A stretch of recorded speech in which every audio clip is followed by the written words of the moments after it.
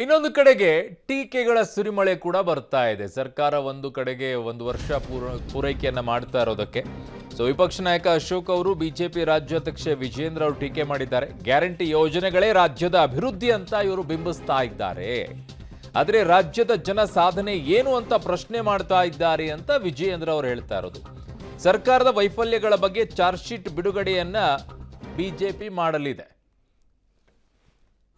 ರಾಜ್ಯದ ಕಾಂಗ್ರೆಸ್ ಸರ್ಕಾರ ಒಂದು ವರ್ಷಗಳ ಒಂದು ಸಾಧನೆ ಬಗ್ಗೆ ಮಾನ್ಯ ಮುಖ್ಯಮಂತ್ರಿಗಳು ಸಚಿವರು ಇವತ್ತು ಮಾತನಾಡ್ತಾ ಇದ್ದಾರೆ. ಮತ್ತೊಂದು ಕಡೆ ಭಾರತೀಯ ಜನತಾ ಪಾರ್ಟಿಯ ಜೊತೆಗೆ ಈ ನಾಡಿನ ಜನಸಾಮಾನ್ಯರು ಸಹ ರಾಜ್ಯ ಸರ್ಕಾರ ಕಳೆದ ಒಂದು ವರ್ಷದಲ್ಲಿ ಏನು ಸಾಧನೆ ಮಾಡಿದೆ ಅಂತೇಳಿ ಅನೇಕ ಪ್ರಶ್ನೆಗಳನ್ನು ಕೂಡ ಕೇಳ್ತಾ ಇದ್ದಾರೆ. ಒಂದು ಕಡೆ ಕಾಂಗ್ರೆಸ್ ಪಕ್ಷದ ಮುಖಂಡರು ಹೇಳ್ತಾರೆ, ಮುಖ್ಯಮಂತ್ರಿಗಳು ಕೂಡ ಒಳಗೊಂಡಂತೆ ಕರ್ನಾಟಕ ಸರ್ಕಾರ ಏನಿದೆ, ಕರ್ನಾಟಕದಲ್ಲಿ ಆಗ್ತಾ ಇರ್ತಕ್ಕಂಥ ಅಭಿವೃದ್ಧಿ ಇಡೀ ದೇಶಕ್ಕೆ ಮಾದರಿ ಅನ್ನೋ ರೀತಿಯಲ್ಲಿ ಬಿಂಬಿಸ್ತಕ್ಕಂಥ ಪ್ರಯತ್ನ ಮಾಡ್ತಾ ಇದ್ದಾರೆ.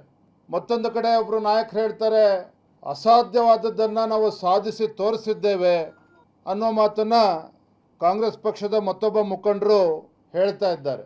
ರಾಜ್ಯ ಕೊಡಲ್ಲ ಅಂದರೆ ನಿಮ್ಮ ಸರ್ಕಾರ ಬದುಕಿದ್ರೆ ಎಷ್ಟು, ಸತ್ತರೆ ಎಷ್ಟು ಸರ್ಕಾರ. ಇನ್ನು ಶಿಕ್ಷಣ ಇಲಾಖೆದು ಅವಾಂತರಗಳ ಮೇಲೆ ಅವಾಂತರಗಳು. ಶಿಕ್ಷಣ ಇಲಾಖೆದು ಶಿಕ್ಷಣ ಮಂತ್ರಿಗಳೇ ಹೇಳ್ಬಿಟ್ಟಿದ್ದಾರೆ.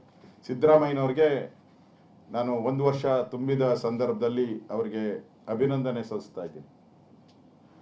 ಒಳ್ಳೆ ಕನ್ನಡ ಬರುವಂಥ ಶಿಕ್ಷಣ ಮಂತ್ರಿಗಳನ್ನು